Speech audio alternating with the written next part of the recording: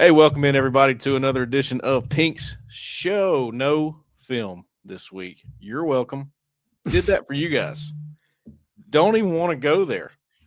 I let's just not. I don't even want to talk about it. It's over. We're gonna wash ourselves clean of that game. I have brought in a special guest with me tonight, Sir Alan Head, as Jeffrey Lee calls him. I pointed the wrong way. This way. There you go. How you doing tonight, Alan? I'm doing great, man. I'm doing great. I'm excited to be here with you. Obviously, big fan of this show and what you've been able to turn in or create here, and so looking forward to it tonight. Appreciate it, man. Trying to get it going, make it a regular kind of thing. Maybe get a sponsor for it one day. We'll see. Yeah, It's open for discussion. Any restaurants out there? We like to talk about food here. 100%. I am a foodie. That's right. So, Alan, I thought it would be a good idea to bring you on with me tonight to talk about some of the things going on with the coaching search, to talk about John Cohen and what he's had to say, DJ Durkin, the what he's up against if he wants to audition for this job. I find it interesting too. Everybody assumes he wants the job, and I guess he does. I don't see Mhm. why he wouldn't. But there's also a scenario floating out around there that he could stay as the defensive coordinator. I mean, the thing about it is there's a million scenarios at this point, right? Sure. But were you able to catch John Cohen, DJ Durkin? What were your thoughts from that? If you did, what do you think about what Cohen said versus what Durkin said? The energy they're going to bring, what they might do this week, starting this week, and what were your thoughts? Well, let's start with John because he was the first interview of the day, and I thought that he set the tone the right way. Came in, thanked Coach Freeze for his contributions to the program, but then was very straightforward in the fact that Auburn's offense just wasn't good enough. They had not, it's a scoreboard business, and they had not won enough games. Bottom line, you have to produce. And I felt like that was comforting to hear from John Cohen, basically your leader of Auburn athletics, to come in and say, there is a standard. And Auburn has not played to that standard, and we need to make some corrective measures and find a new coach that can help us reach what Auburn wants to be and what this fan base deserves. Probably the most interesting comment that he made to me, and I believe that JG noted this on the board, so I want to make sure I give him some credit on that, but was that he is going to be the search firm, end quote. He is going to handle this himself. Now, obviously, he's going to reach into the far corners of the college football network or college football industry and make sure that he's talking to the right people and getting and collecting the right information as he vets the coaches that he's interested in and the ones that he thinks are going to be successful at Auburn, which is, a little bit of a different stance that some guys take as far as using a search firm because of the clandestine nature with which they allow you to operate. You can do some things from a logistical standpoint utilizing a search firm that Cohen can't do himself. But I do like somebody that's committed to their vision and somebody that has conviction in what it is that they're going to do and how they plan to accomplish it. And so I'm encouraged to see what he can produce from that end. I think we all feel as though, or at least I do, that the Hugh Freeze hire was a collaborative effort because John came in a little bit late and there were some people of influence, I would say, or people around Auburn that, they liked Hugh Freeze. And so when things fell apart with Lane Kiffin, it felt like an easy sell to say, okay, he's an offensive guy. He's somebody I think can win, makes the boosters happy. Easy button hire. We'll do this. But this is going to be much more the John Cohen show. And so I'm interested to see how this all plays out. It's kind of fun that it is a mystery actually right now, and it's kind of a bold strategy, Cotton, the way that Yes. Yes. John Cohen has gone about this. But I respect it. It's the same strategy I use. If I'm going to say something a little edgy, I want it to be under my name, Pink's Show, Pink's Perspective. Like, I want you to know that's coming from me, right? And I think there's good and bad that comes from that. I've learned in 4 years of doing this. He's put it on his back. He has. So, respect. Do you think he was a little more candid today than maybe we've Yes. seen him before? I think so. I think John has been, particularly as it pertains to giving Hugh Freeze a vote of confidence, he's more or less shied away, I think, in some of his answers. Today, he was far more direct and deliberate with what he was trying to say in his messaging. Even though, John, I don't think he's ever going to be overly controversial. No. I felt like he was very direct as far as who's in charge today and what the standard is at Auburn, and that is to win championships. And to me, I felt like if the hire pans out, because you can win the press conference and it not pan out, right? Like we've all seen that. Yeah. And so what my hope is that he goes out and just hires the best football coach he can hire that also mixes with the fiber of the Auburn community and fan base. Like that, to me, I don't give a damn about where is he coming from, where has he been, all of that. Mike Elko, and I've said this multiple times over, and I know you're a big fan of Mike Elko, right? I am, yeah. Came from Duke back to A&M off of a 7-5 season. A 7-5 season, and he hired him. Why? Because he believed he was the best football coach for College Station and Texas A&M, and that he understood the landscape and how to make that situation work to his advantage to maximize all the assets within that program. So, again, dude, I watched Hugh Freeze come in with a winning record from Liberty, and it just never worked, right? And same thing with Brian Harsin. And I watched Gene Chizik come in with a 5-19. Yeah. And won a national championship. That's true. Okay. So I'm not going to get caught up in the beauty pageant part of it this time, but it needs to be a really, really good football coach, like fundamental football coach that will build out a front office staff that can recruit, evaluate, and help, and hire the right kind of coaches to develop the talents you bring into the program. I'll give Edward from our Collins show some credit here because he pointed out, yes, it was the right move to get rid of Freeze, but we're happy with what you did as far as building the roster. He's speaking for Auburn fans there. Look, you get a guy that's a disciplinarian. You get a guy that comes in with the right traits, which we'll talk about with the questions that we're going to get tonight. Yep. You got a good little foundation there. This is different than what we saw last time. I mean, I love the foundation there is right now. Obviously the transfer portal is going to hit. You're going to have all that, but I don't know, man. I was worried about the timing at one point, but right now, to me, the timing feels okay. I mean, it feels pretty good. Yeah. And I thought the interesting thing too, when I was putting together this article today, or on Monday, you're watching this later, but the charting the candidates and looking at all the different numbers and things of guys, when guys hit that launching pad in their careers, they were losing at places. I mean, I was looking for how many 10-win seasons they've been a part of. Right. Not as a head coach, just when they had an influence on a staff, how many 10-win seasons. Interestingly, Charles Kelly has had the most of everybody that I looked at. He's had 13 or been a part of 13. James Franklin had the most, 6 as a head coach, right? But all these guys, even James Franklin, the places he was coming from, it was like they were having losing records. And then all of a sudden, he gets a job that's a step up from what he was, and that program starts winning. And all these guys that are in this pool right now for Auburn, I think, are winners. And, some of when you get into like the deep dive of their offenses and defenses this season, there's some interesting numbers there. We may look into that some too, but just what do you think about the timing right now? How are you feeling about it?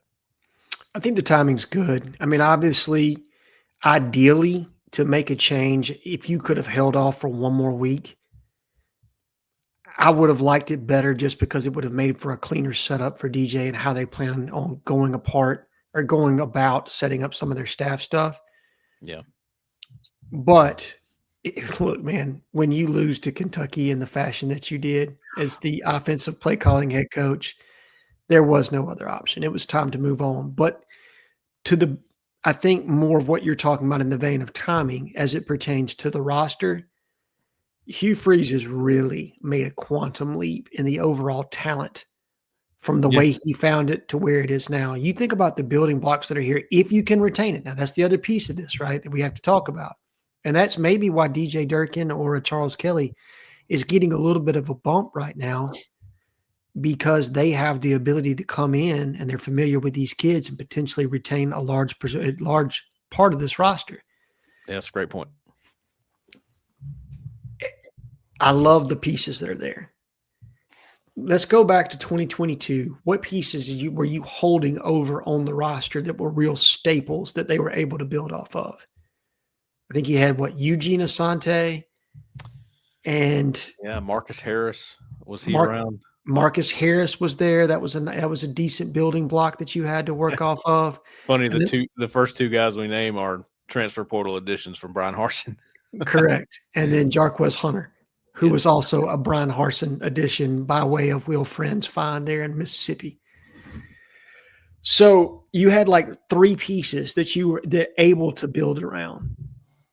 Dude, outside of replacing some offensive linemen and a quarterback, everything else is there. Okay. You've got a defense that's going to be upper half of the SEC next year if you can keep that thing together. Yeah, that's the crazy part about how good the defense is that they're young. Yes. Pretty much. I mean, they got a few guys that are going to be gone, but you get most of those guys back. Most of those guys back. I mean, Keldrick's probably turning pro. I think there's – yeah. I mean, what are we 90% sure he's turning pro at this point, I would think? Yeah, I would be shocked if he didn't, put it that way. Yeah, I mean, it would have to be a situation where he just wanted to play with his brother for one more year or something like that. And even then, I don't know that you can make it financially prudent enough for him to even consider that. But I think you lose Bobby Travis. You lose Bobby Travis, which is tough. Maybe Kayan Lee to the NFL draft. Okay. Yes, he's eligible. You lose Dallas Walker. So nose guard's a spot you're going to have some issues. You're going to have to go into the portal and go get somebody. But everything else, man, it's there. They've built a great base. And so how much can you come in and retain? How can you develop it? And then what can you add to it by way of the transfer portal? Because any coach that's getting hired other than DJ Durkin is probably not going to be in place for National Signing Day. Just given where it falls on the calendar, I think the likelihood of having somebody in place is going to be difficult. It's not saying it can't be done, but it's going to be difficult for sure. Yeah. And I'm working as we speak on a power ranking, a different kind of power ranking this time. This is for the guys who are eligible to return. Number one of this power ranking being the guy you can't lose to the portal. And then I go all the way to 30 because there's that many. I am interested in that. I could go to 40. I really could. I bet you could. I stopped at 30. I thought 15 and 15. Let's half this up. This is the back 15, like tier 2. Mm-hmm. Tier 1s. These are the guys, man, it'll be a gut punch if you lose them right. So, man, I've gone back and forth on it all day, though, Alan, is because there's so many guys. I mean, I think I know who number one is. I don't want to spoil it yet, but it might be out by the time you're watching this. But I can tell you right now, I know who mine is. And it's Xavier Atkins. You cannot lose him to the transfer portal, period. Just can't do it. That's a good pick. Make sure you check that out. For those of you watching on YouTube, this is, of course, on the corner and the bunker first. They eat first every time. Ain't that right, Al? Damn right. Damn right. That's right. But, hey, you get it later on YouTube. It might be old news by then because that's how this thing is going. Whew.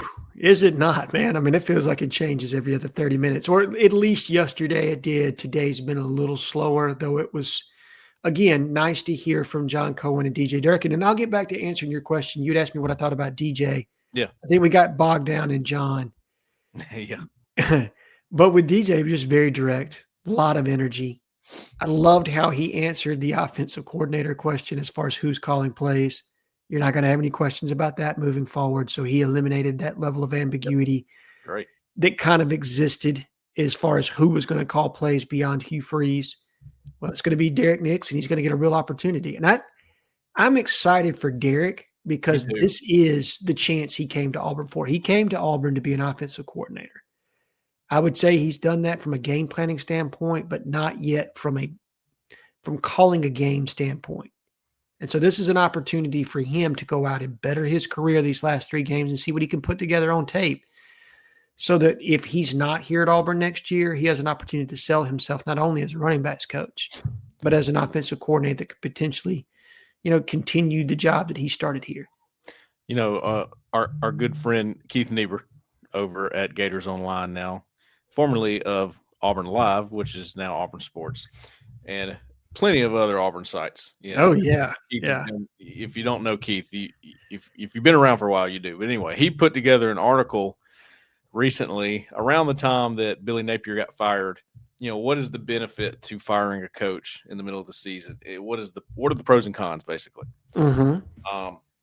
Tell you, I think it's a big pro for the guys that are on staff ready to make an impression. Yes. They take that. I mean, this is their audition, man. And you think of it like your chance, like if you're a country singer or something and you're going to Nashville, this is it. This is it. They get to put their product on the field. They get to sell it. They get to show it to other schools that might be wanting to get them. They might be showing it to Auburn for all we know. They still got a chance to stay at Auburn, and they know that. So all of that is interesting. I think it's good for Auburn. I think it's a resurgence type of thing. I'm ready to see that. You got enough players to go make something happen. I'll put it that way. I could not agree with you more. So on that note, let's get into some questions, Zach. I think we got 11 questions that I picked out. For those of you that we did not answer, we'll have another, we'll do this some more as this coaching search goes on. So make sure you keep dropping questions. Question number 1, JDGS24. If you were DJ Durkin, Alan, how would you approach the offensive strategy the rest of the season? Well, I think you have to accentuate what it is that you do well. And I think this team runs the football. That's the best thing that they do on offense. Definitely. So I would figure out a way to kind of maybe dress up my run game a little bit more, put some more variety into the mix, and spell Jeremiah a little bit more. I think you probably need to have a little bit heavier of a rotation and start to trust some of your younger backs. But figure out a way to run the football first and foremost. Scrap the RPO, with the exception of a handful of plays, and utilize a lot of play action if possible. That's it. I agree. And then also, I will tell you this. I've been talking to a couple people. The max protect that we get ourselves into on passing downs or long distance downs, I want to almost kind of scrap that, because I think that it's bringing too many people to the box and it's creating issues for the offensive line. I would like to see a lot of empty, spread it out even more, and give the guy quick decisions to be able to get the ball out of his hand. Yeah, man. The whole Hugh Freeze offense is predicated on we're going to get in 12 personnel with 2 tight ends. Yep. Or 11, right? And make you line up to that, to where you have to have an edge to our tight ends. You have to have this. You have to have a 3. You got to have, and then you got to have backers in the box to stop the run. And then we get our games with our receivers out here because they're singled up. Yep. That's the whole thing. But, when the run is stopped and they have to start going to it, then their corners can start dictating how you throw the ball. Okay, they're running option routes, so we'll just play tight. If we want to go over the top, they're not completing those, or we'll play over the top and let you throw hitches on us for 3 yards at a time. Yep. And, I think Auburn's offense could really benefit from taking some of those pass attachments off, making it more of a run, play, action type style. Yes. And you don't have to change any of your route combinations by doing that. It's just a different format, right? That way the defense is not dictating you. It's the other way around. You're telling them what we're going to be in charge, not the defense. I like it. That's, to me, that's simple. That's a day one thing. You can walk in on Tuesday and you can fix it. And you can go, this is how we're going to do this week. All the routes. Everything. The blocking schemes. We're just going to change the look of it a little bit. I think that's great.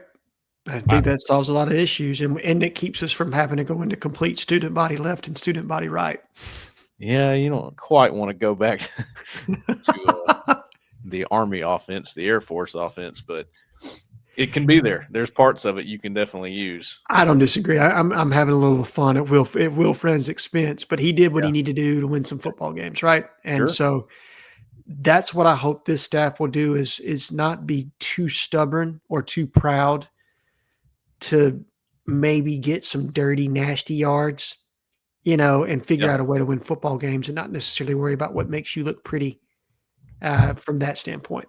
I really hope Durkin, one of the things he does, man, is not just hand it off to Nix and go, this is yours, I'm leaving you alone. I want him to go, look, as a defensive coordinator, some of these things that they've been doing, you can't. You just can't do it. As the head coach now, this is what I'm telling you. I hope that there's a little bit of that going on. You know what I mean?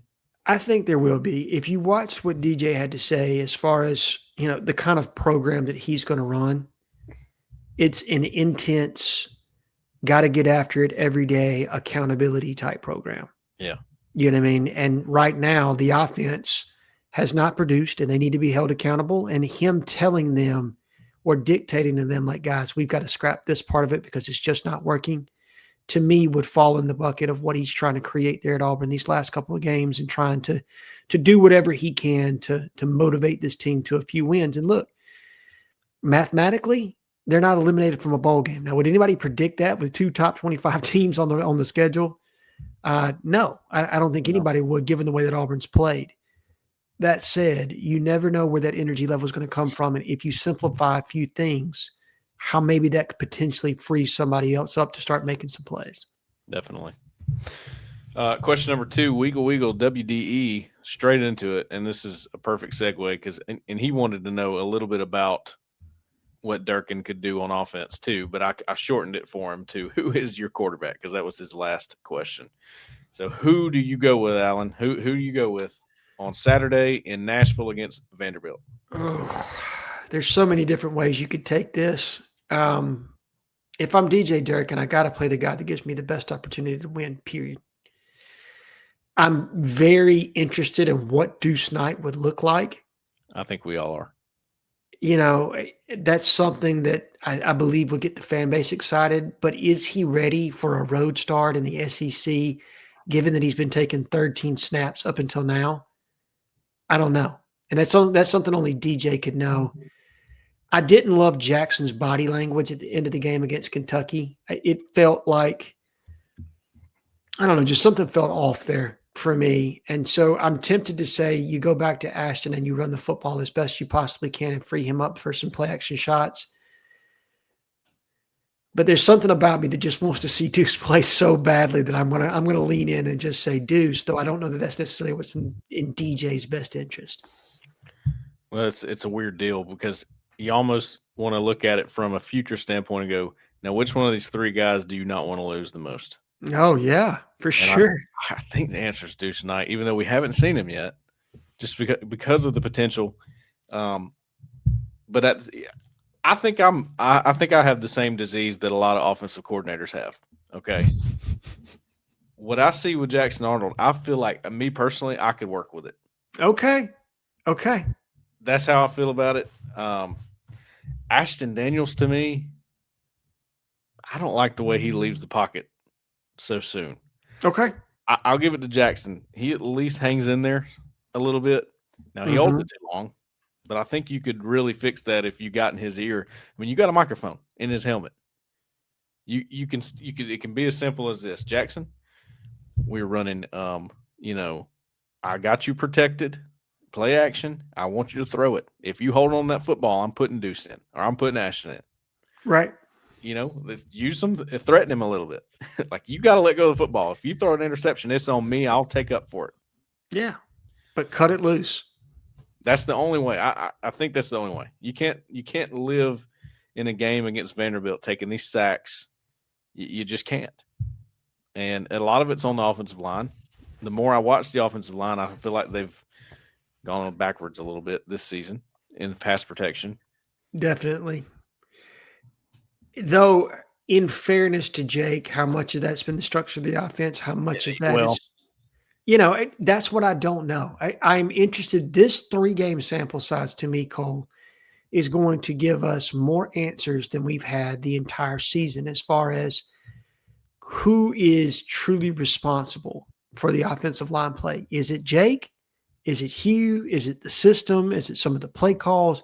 What exactly is it? And so I'll be interested to see what Jake Thornton's offensive line looks like with a new offensive play caller, potentially not exposing an offensive line or asking them to do things that just don't fall within their skill set. Well, the jury's still out on so many guys on the offensive side for this reason. Yeah. I think that's fair. Let me ask you this real quick. Jackson Arnold, how much value is there in maybe trying to keep him around for the next offensive regime?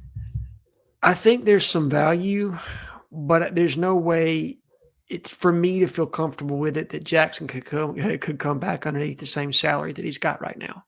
Like that makes it difficult, doesn't it? it makes it very difficult, right? And I don't want to get into numbers. I'm still not comfortable with that, even though these guys are, getting paid now, and that's a huge part of the story, right? But I'm still not comfortable getting into exact figures. It's just part of it. I guess I'm going to have to slowly rip the Band-Aid off on, but he is making a significant amount. And so for me to want him to come back and be what I think he is, which is a talented quarterback, a physically talented quarterback. Yeah. It's got some flaws and some development that he's going to have to work through to be able to be what he believes he is, which is an NFL player. Yeah. And I just don't know that I can invest the price point that he's got right now, again, in year 2, because I've got other needs on my team where I need to spread that around. Right. So to answer your question, I'd go with Arnold right now. Alan, are you leaning Deuce on this? Yeah, I'm leaning Deuce. I'm leaning Deuce just because of some of the things that I've heard about his ability, just his ability to cut it loose. And it's not, you're talking about throwing the interception. I think he's going to throw a couple. Yeah. For sure. He would. But he's not afraid to cut it loose, and contingent on how you tailor your passing game, given his mobility. I think he could be successful. I just don't know if it's the right move to put him in against Vanderbilt in his first game. I love the Mercer game for him. Yeah, that makes sense. To me, that makes a lot of sense before you get Alabama at your place. But the Vanderbilt game feels tough for a kid that hasn't played significant snaps all year and that's been getting third-team snaps for the better part of the entire season. Yeah, for sure. Question 3, Danny Pitts. Old Danny Pitts. Please rank the top 5 or 6 coaching candidates based on what you know and are hearing. Okay. So I guess your top 5, Alan. Who do you think are the top 5? Let's go most realistic right now. Okay, I was going to say, are we talking realistic? Or are we talking about? There's a question later for that. Okay. I know exactly where you're going. Let's go realistic for this. Realistic, number 1 for me is Jeff Brom. I think he is the surest, safest bet out there. And there's so much anxiety that I have as an Auburn fan, right, about what's going to happen next. I think this is a situation where Auburn has got to get this right. This is a situation that 3 more years of mediocrity could really do some damage to the overall brand of your program and kind of how you're perceived. Yeah. You could find yourself being a Tennessee very easily. Yeah.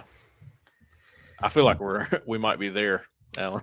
I mean, you're halfway for sure. I mean, it's 5 years worth of irrelevant football. Tennessee probably wandered in the desert for like 15, but still.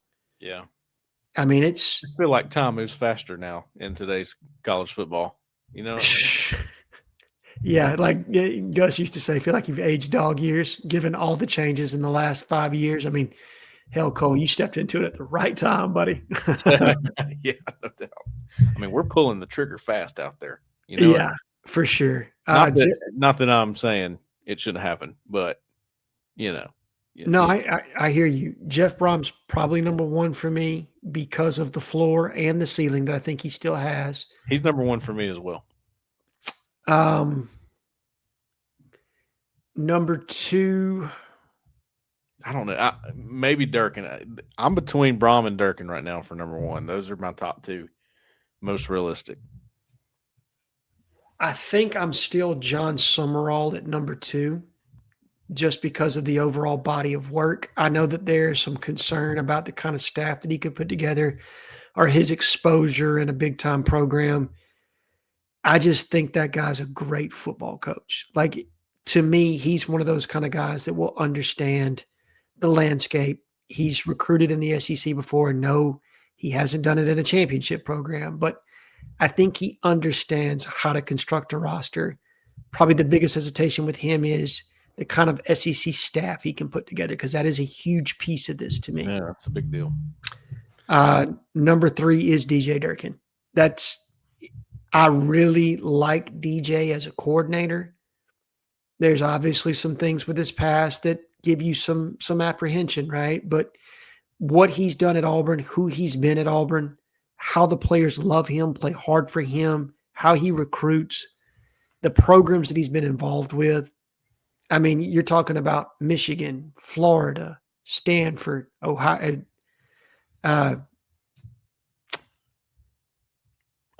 Ole Miss, yeah, Texas A&M. I mean, he has been around at some really big time programs, knows a lot of guys. The people he's been around is incredible. Yeah, it is. I mean, and I know that there's without a doubt he could put together a phenomenal defensive staff. I think his offensive staff would be highly contingent upon the offensive coordinator and who he could pull there.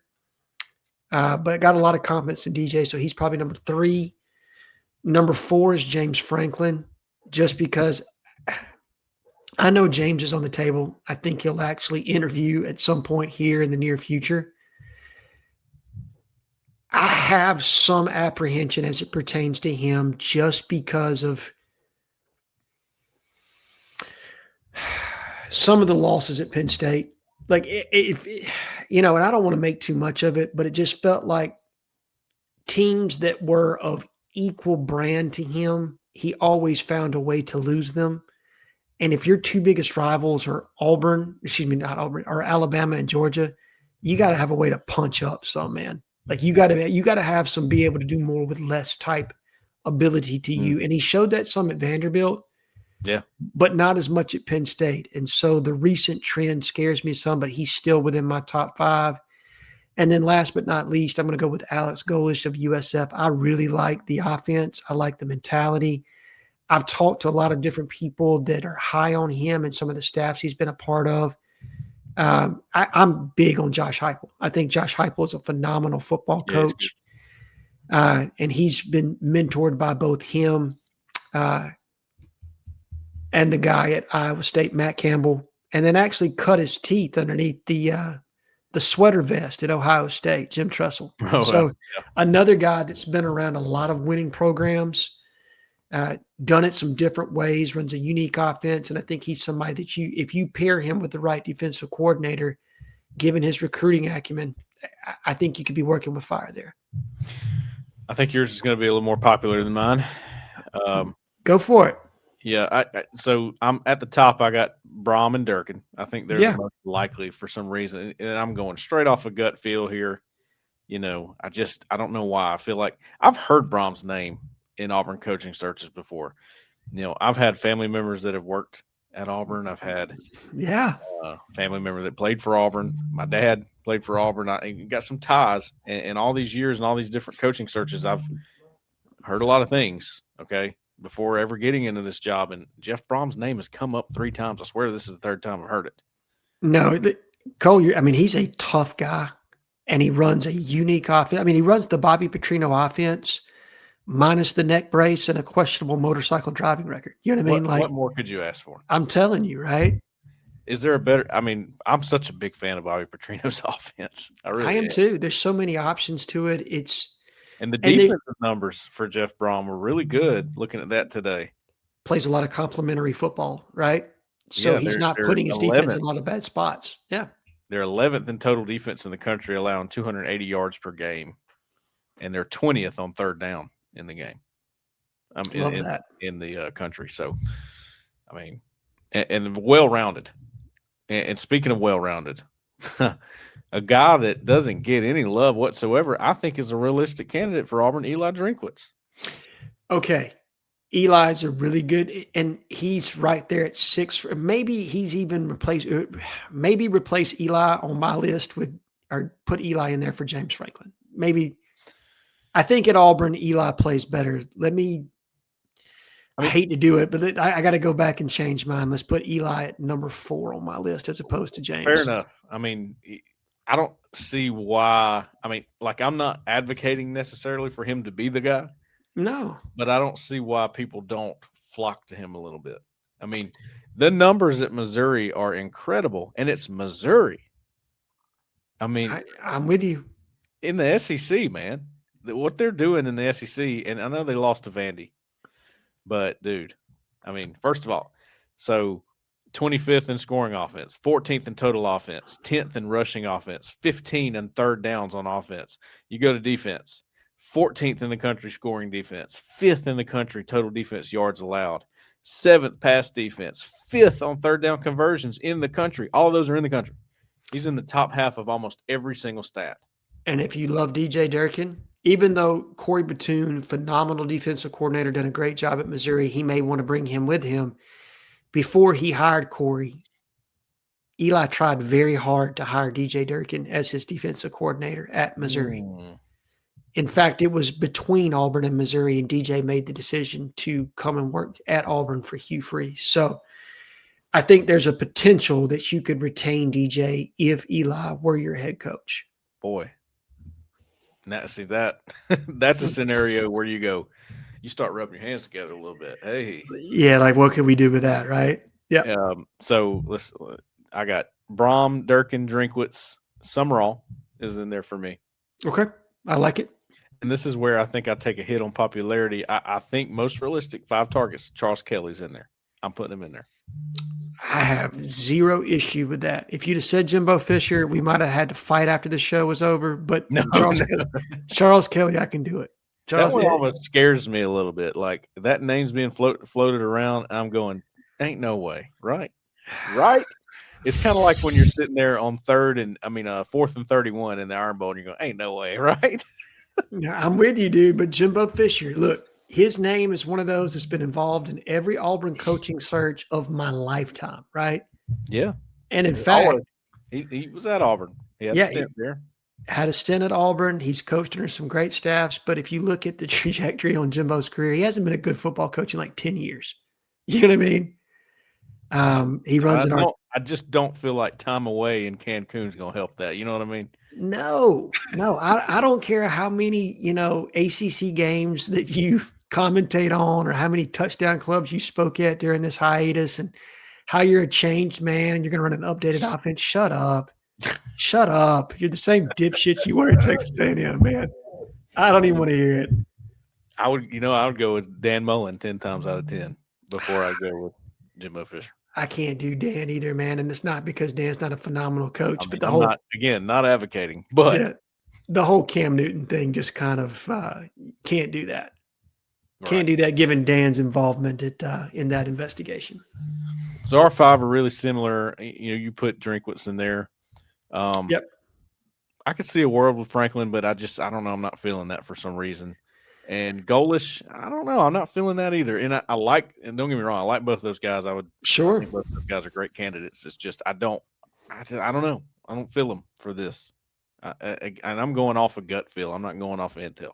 No, I think you're good there, Cole. And look, if that is a realistic 5, I think Auburn's on solid footing with all 5 of those. And I know how people are going to react to both Eli and Charles for whatever the reason. There's some aversion there. And even somewhat with John Summerall, where people are kind of like, he's another G5 guy. And they want to put them all in the same bucket.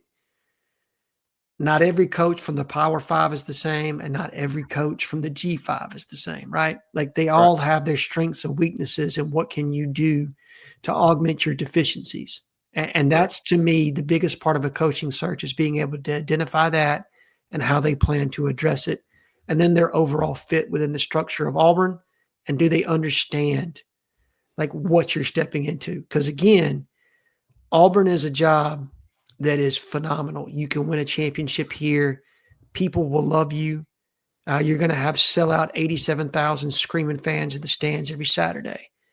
But if you're not prepared for it, it can be a fishbowl and it can be suffocating as well. So you got to make sure that you get the right guy this time that understands the strengths and weaknesses in Auburn and, how intense that job can be. I think Auburn's top 5 one of the most pressured field jobs in the country. That's where I'm at on it. I hear you. I do, and I it sounds bad when you say it like that, but that's what the big egos are looking for, man.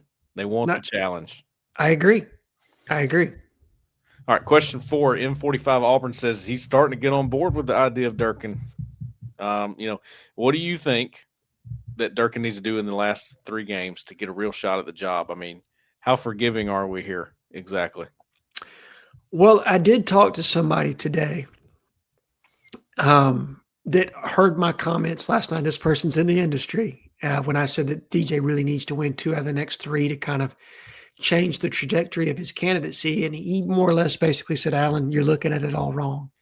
Because if one game changes your outlook on who he is and how he can affect the overall program, then he's probably not the right guy for you. Because that's how you ended up with Hugh Freeze, because he beat Alabama twice. Oh, wow. And I said, fair enough. So I think you have to evaluate, would it help his stock? Because it would give you a tangible piece of data where you can see that DJ, as a head coach, had an ability to motivate this team and to get them over the hump in a way that his predecessor couldn't. Yeah, I think that gives you a little bit of a bump. But I think you have to do a deeper dive on DJ and what can he bring to the table, and how does he, can he be a calming effect on the overall program and stabilize it in a way that, yes, you retain that talent, but not only defensively, but offensively, can you evolve this into a way where you're going to be building this into a championship program? And that's what you got to know from him. I think you also have to have some heartfelt conversations about his previous regime and just make sure that whatever took place there, because I don't know all the details. I've read the investigation, but again, I wasn't there, right? Right. But I think if you're John Cohen, you have to be very comfortable with that situation and know that a situation like that's not going to happen again at Auburn. And so finding out all of that, Listen, that would be a big deal. John Cohen has hired Mike Leach, Yeah. and Mike Leach had what he had with Craig James's son. You remember that whole thing? Yeah, he locked him in a utility closet. Which was so on brand for Mike Leach. Yes. I'm such a big fan of Mike Leach. As you should be. I want to be clear on that. He's also hired Hugh Freeze. Yes, he has. We know what he did, that whole thing at Ole Miss. Sure, he would hire DJ Durkin. I don't see why. What's different about those two than Durkin? I mean, it's a little different, but you get what I'm saying. No, I agree. He's shown he's not he doesn't have any risk aversion there, right? Like he's kind of leaned into it somewhat. So again, it's just getting comfortable with it, knowing DJ, knowing his story, what his overall vision for the program is, who he's going to hire, how he can put that together. To me, those are bigger parts of the puzzle with DJ and me getting comfortable with him than it is necessarily the wins and the losses, though I do think it certainly doesn't hurt him to get 2 or more victories. And I think if he can find a victory against one of those 2 top 25 teams, that shows shot in the arm. Yeah, it shows a shot in the arm. It gives you some momentum. And conversely, what I don't want people to do is bottom out on him as a candidate just because, say, he loses 2 out of 3. Does that make him really any worse of a coach in a game that's as funny as football, where a ball can bounce the wrong way or a player can bust on a route or you get a bad call or what have you, right? Like there's all kinds of things that can happen in this game. But in its totality, is DJ the best head coach for this program that's going to get it to a championship? And that's what you got to identify. And I don't know if you can do that in 3 games. I think there's a lot of forgiveness here because,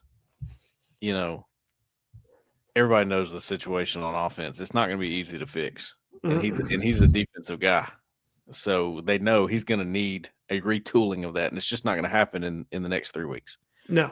They can tweak some things, which we've talked about, but retooling, nah. It's too late for that. And quarterback, how's that going to go? But the interesting thing here is I hate to say this, but they are very close to beating a lot of these teams in games. Yes. Right? Just a minimal improvement on offense could be what gets them over the hump. So I think just showing a little bit of improvement on offense, on just as a team in general, as a function, like becoming more functional, less dysfunctional, I think that would speak volumes to me. And I think it would Sure. be noticeable. And I think you could end up winning one of these games with it and not Mercer. I think you're possible. I mean, look, John Cohen said it today in his press conference. If Auburn had an average offense, there's no telling how many wins they could have. Average. And that was a great point by him. Average. Yes. Not great, not good. Average. Yes. They were well below average. When you score only 3 points off a turnover against Kentucky, yes, we are below average. I thought he said another good thing. Pressure was being talked about, and he said, man, pressure is made from within. I was like, you're right. Pressure is created by you, not by the situation. That's right. Question number 5, Cam and Cheese, one of Jeffrey's favorites. For sure. What was the moment and events leading up to it? He had a long post, but I shortened it for him, that made us, because we've both been pretty, I mean, we wanted Freeze to succeed. Sure. Right? And have been very open about that. What was the moment that made you turn on Freeze or change your mind about him, basically? What was the moment? Cal game year 2. Really? That early? Yeah. Cal game Funny, year 2. it was Peyton Thorne that everybody was on after that. It wasn't Freeze. Right. It was Thorne. See, and for me, it looked like the whole offensive operation was unprepared. It didn't look like it was just one guy. You had receivers that were busting routes. You had offensive line that didn't necessarily, they weren't in sync and playing cohesively. I just saw a lot of things in that game that made me feel like this team was woefully unprepared for what they should have thought is a frisky Cal team that's going to come in and try to win this game. And what you got was a team that just sleptwalked through the first half of that game. Like they weren't prepared. And seeing that in year 2, whereas you see a lot of other schools in year 2 that come out and they're trying to make a statement because now you've got your guys in the building. You've kind of fostered that culture. This is an opportunity for us to come out in a 2:30 CBS game on the and make a statement of, hey, we're turning this around. And not seeing that in that moment made me think, given some of the things I'd heard about the disorganization at times, made me think, this is probably not going to work. Yep. Yeah, I was a little bit further along. Oklahoma game is where I was like, I hear you. What are you doing? And walking. So at the time, I did not know there was a secret passageway down to the recruiting lounge. I've now figured that out. I had to go outside around the stadium and walking out. I have never heard Auburn fans so just angry, ire. Sure. From just people walking by. And I was like, ooh. All right. So, and that's when I was like, I was feeling the same way walking down the stairs. Right. So I was like, this is something's wrong here. Something's functionally wrong. Yeah. And I'm going to have to figure it out. That's what I'll spend my next days doing. Right. Yeah. So the conclusion I came to after that game was, look, Peyton Thorne's struggling, but this ain't on him, guys. I'll tell you. No. That was not a popular opinion at the time. It was one that you shared with me, and we did our best. And Justin was on our page, I think, too, with this. For sure he was. And I think everybody's on board with that now because you really don't hear as much Arnold talk as you do. Okay, everybody kind of figured out there's a problem here. I've heard a lot of apologies to Peyton Thorne as of late. I will be honest. A lot of apologies issued his way. And God knows in that Oklahoma game, Cole, when they show that kind of pressure, throw it outside. They are baiting you. Yeah. Do not throw the slant. Like that should have been the last thing that you said to him. If you pull this to throw, do not throw it inside. Do not. It was from the slot. I know, dude. And it was an option route because Peyton sat down and explained to us the entire thing to the whole media where I could see some media guys kind of going, okay, so this is they're trying to follow it like because he's going way in depth. Even I was struggling with it. And I know some of the terms, and I'm like, sure. Okay, he was sending a message to us that day. I felt it. We all felt it. Oh, for sure he was. He's like, look, I was coached to do this, and all I could think to myself is, no. Every time it's throw it outside. When you get that look, you're throwing it outside because you don't trust the guy not to drop. Exactly. And then he kind of, when he was done telling us, he kind of sat there like, well, what would you do in that situation? And I was like, ooh, that was interesting. So that was the moment for me. There were others, but that was kind of the big one. And yours was Cal. So yeah, good question. It's fun to rehash now. It wasn't fun the last month. It is fun to rehash, isn't it? Yeah. Question 6, JBTAU 0689. What are you hearing around the facility about DJ being the interim?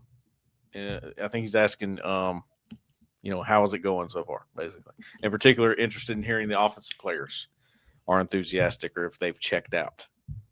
I haven't heard anything as it pertains to offense versus defense. Most of what I heard, and I was on the phone last night trying to talk to a couple of different people about kind of what was the general mood after the speech, after DJ was introduced by John Cohen. And most of the feedback that I got was extremely positive.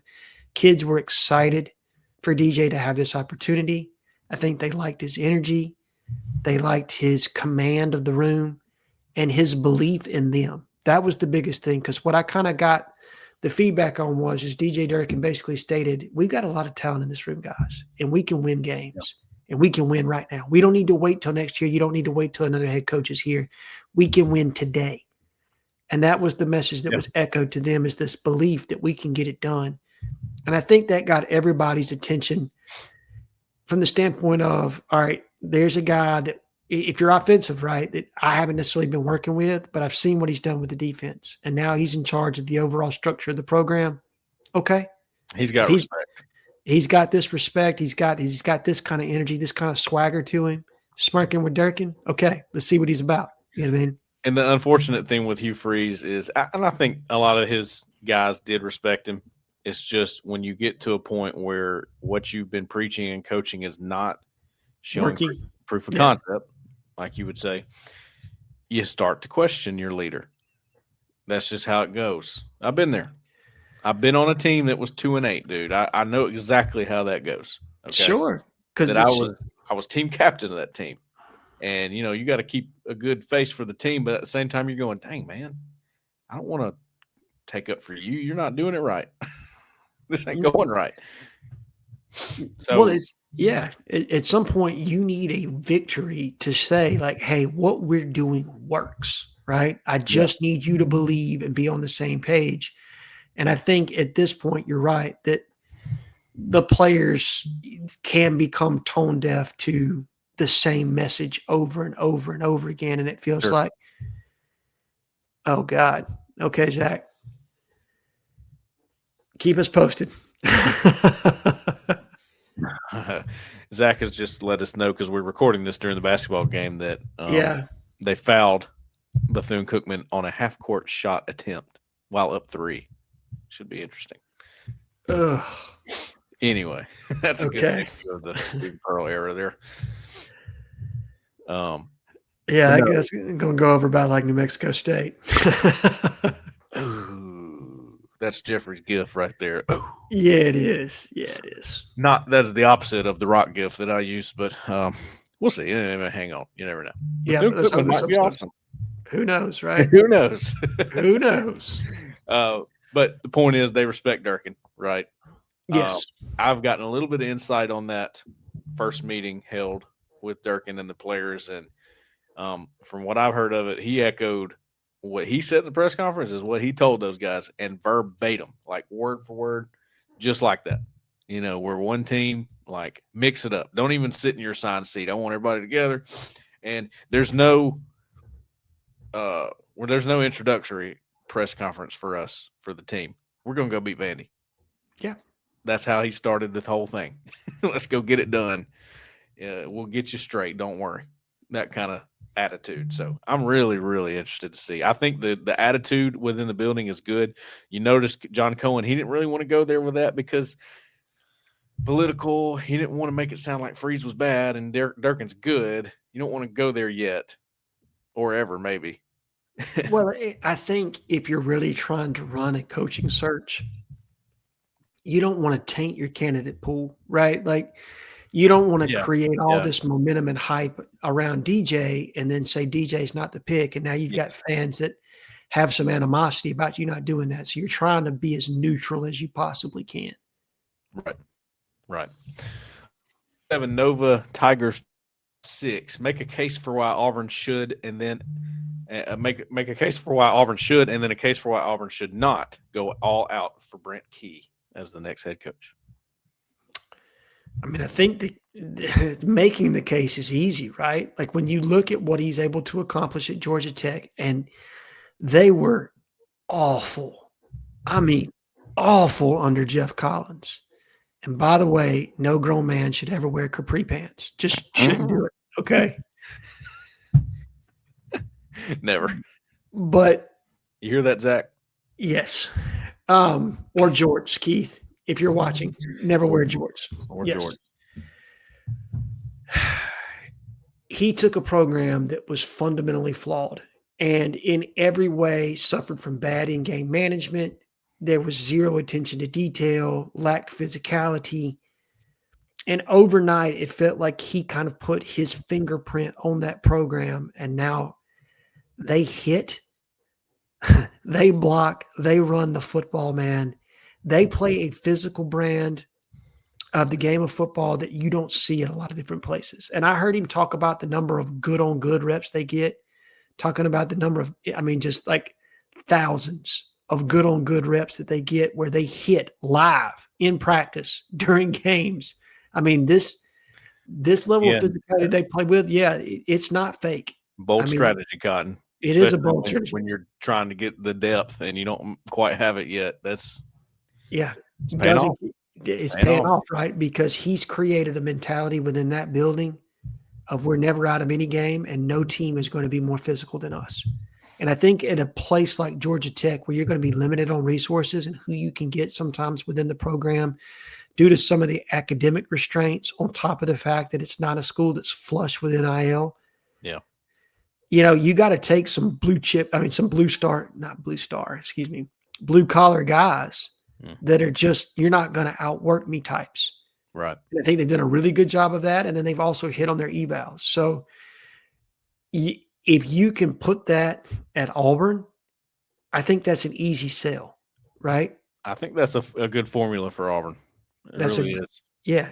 I think that's an easy sell at Auburn. If I'm trying to tell you why not, because he's only been a head coach for 3 years and he's doing it in the ACC, which is not as difficult a conference from opponent to opponent as you're going to play in the SEC, just a different kind of schedule. And so what works at Georgia Tech, maybe that doesn't necessarily translate to Auburn, particularly with the type of recruit that he's taken on average, right? Like you would need to see him be able to recruit a higher caliber of player. I think he could do it. You're talking about a guy that was on Nick Saban's staff at Alabama, a guy that played underneath George O'Leary at Georgia Tech and also coached underneath him at UCF. So he knows what high-level skill talent looks like.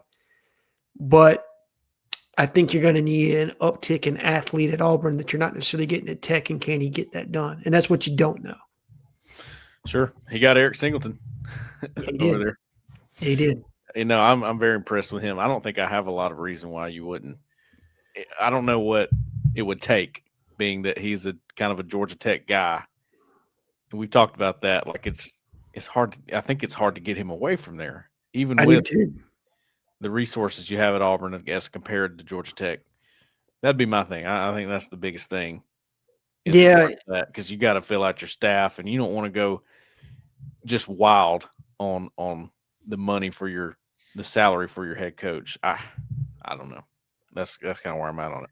Well, if you look at him, I mean, he was a bargain bin hire, and they were able to reinvest some of that money in his staff. And he went out and got Buster Faulkner as an offensive coordinator from Georgia, which was a great find by him. Buster Faulkner is one of the better offensive coordinators in college football right now, but they took a gamble up front on Brent Key, and it paid off. And that's why kind of when I was putting my coaching candidates in the buckets last night, DJ Durkin falls into that Brent Key bucket. It's a low Yeah. It's a low investment on the front end, and if he pans out, you rip that contract up and you start paying him like everybody else. But Yes. he's a guy that DJ, back to him, understands what I would consider Auburn in a distressed property right now. That's kind of how I refer to it as. And not from the standpoint of talent, but just kind of maybe overall fractured culture. You got to figure out a way to put that back together. But a guy that, like Key, has coached at some really great places. And I think that's the biggest thing with Brent Key is the physicality, the mentality that he has within the culture of his program, and the fact that he's coached at some big name places and understands how championships have been won. Yeah. Yeah, for sure. I'm a fan. Our last question I'll get a little bit more into that. Question 8, AW2. Do you think John Cohen already knows who the next head coach will be and just has to let it all play out? Or do you think there's a real search going on? Real search. I agree. I asked a question about that today to see if Auburn was down the road with anybody. And while I think there are some candidates that are higher than others right now, I think there is a real search going on. Need a T-shirt that says "I am the search." There you go. I think that would be good. Get us an NIL endorsement. John Cohen, come on this show. We'll get you a T-shirt. I promise. We can brand this thing. We can sell them. I am the search. I That'll like be it. awesome. We get Pink Show on the back of it too. I like it. No, I think there's a real search going on, and I think DJ Durkin's part of it. Yes. That doesn't mean it's done and it's DJ Durkin. I think he's part of it, and he's got his audition as good as anyone. Yes. Agreed. Question 9, Does for AU? We'll go with doesn't. You get it. Seems rare, but is there a situation where if Summerall is hired, all right, let's get on John Summerall now, that DJ Durkin could possibly be retained? I'm trying to figure out all the different scenarios where DJ Durkin could stay on as defensive coordinator, and I don't know. I don't know who would want to keep him. The only one that seems like they would keep him is Charles Kelly to me. Like I feel pretty strongly about that. And then you made the point about Eli Drinkwitz, so there's that. Is John Summerall a guy that would possibly keep him? How do we know that exactly? So I'm going to paint a picture for you, and it's thin, like super thin. Okay. But I had this question, and I asked what the stylistic defenses are or the differences in between the two. Is that Summerall's more of a simplified rules response-based defense, and DJ's more create chaos and work the limit chances you have to break pressure. That's kind of the differences in between the two. Both are odd front guys, even though DJ mixes it a little bit more than John does. That said, I have asked around to see what the temperament would be, and I think it's not out of the question that DJ would be considered to be his defensive coordinator, particularly needing to elevate staff. And then I will also say this, DJ Durkin was coached by one of the Stoops brothers in Youngstown, Ohio, where they're all from. Mm-hmm. He's tight with the Stoops. That's one of John Summerall's mentors is Mark Stoops. So they likely know each other. And I think if you're John and you're looking at it, you say, okay, this is not technically the defense I've run, but if I've got players that I can retain, and I've got a guy that I know is a very effective defensive coordinator, can we sit down in a room and discuss and say, okay, are we a fit for one another? I think there's an opportunity to have that discussion, whether it pans out or not. I think that's a conversation John would be willing to have, and I would be interested to see what would emerge from that, because I think from a personality standpoint, they would fit like a hand in the glove. Like I think they're very similar in that way. You got to think if retaining Durkin and hiring a new head coach is on the table, it's like killing two birds with one stone, is it not? It is. And the only thing that you would have to be questioned about on that now, or worried about now, is that if DJ is as popular as I think he could be, does that create some tension in the locker room about, well, that's not my head coach? You know what I mean? With another guy coming in. I don't think that would happen because I don't think DJ's that kind of guy. I don't think he's got that kind of ego, and I think he would stomp that out. Yeah. But again, I don't know that either because I'm not tight with DJ by any means. I don't know him personally at all.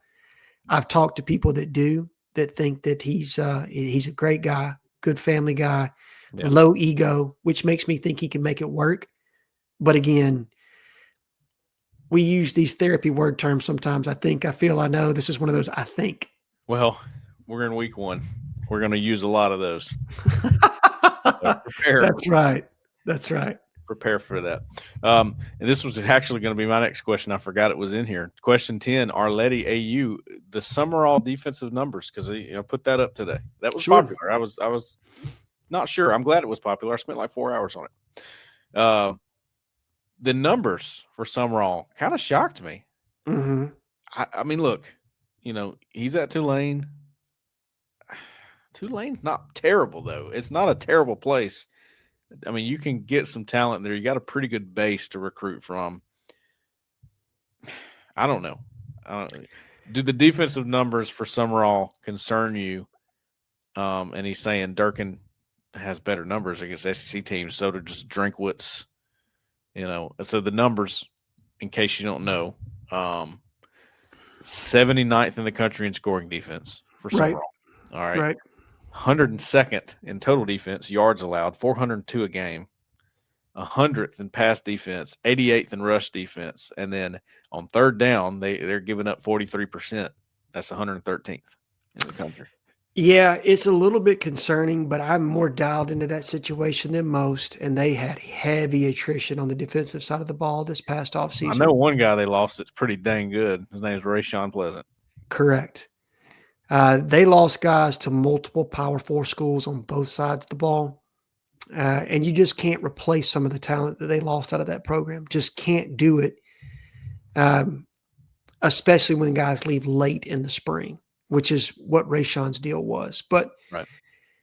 I think they've also had a key injury to linebacker these last couple of weeks. They get him back against Memphis. I think that'll be a big shot in the arm for them. But sometimes at these G6 schools, you get so much turnover, it's tough to have consistency the way you can, or what DJ's been able to cultivate. You're talking about year 2 in the system, retaining a ton of the talent from last year and guys that have continued to grow in the system. And I think John has been hurt by that some this year. So while it's concerning, I don't think it's the end-all, be-all. I think overall, if you go back and you look at his numbers at Troy, I mean, you're talking about a top 10 defense in the entire country. They hit, tackled, played a physical brand of football. Even last year, look at the numbers, significantly better. They were so much better at Troy than I realized. Yeah. I mean, they were rock solid. And last year, again, they were really good at Tulane, but they lost some key talent, some of it to the NFL draft, some of it to just, again, the transfer portal, because guys are being able to be paid now and they're going to go where they can make premium dollars. So while, yes, it's not something you can dismiss, it's also something I'm familiar with. I think can be corrected at a place like Auburn. You've got the ability to retain your talent. I agree. And Auburn is such an aid in retaining talent because of the money that you have there as compared to Tulane. And the number that I look at, though, he's got the best of all the coaches that I did, 8 coaches today. He's got the best winning percentage as a head coach so far. Not a huge, sample size yet, but 38-11, 77%. Yeah, just wins, right? And at schools where it's tough to win. Let's be honest. It is. Troy and Tulane, not the easiest places to win. So that's kind of the number I look at when I look at Summerall. That's a big one. The defensive numbers shock me a little bit, I will say, but I get it. They've been bad this year, yeah. But I think they got a potential to get that corrected. And if you're talking about a defensive-minded head coach, and then you pair him with a defensive coordinator like a DJ Durkin, okay, now we're talking, right? Yeah, for sure. All right, we'll end it with this one, Alan. Stevie Ray. Ooh. No, who's your dream hire for Auburn? Realistic hire, and who's just the bad choice in this one? Okay. Dream hire got to be Dan Lanning, right? Dan Lanning, yeah, for sure.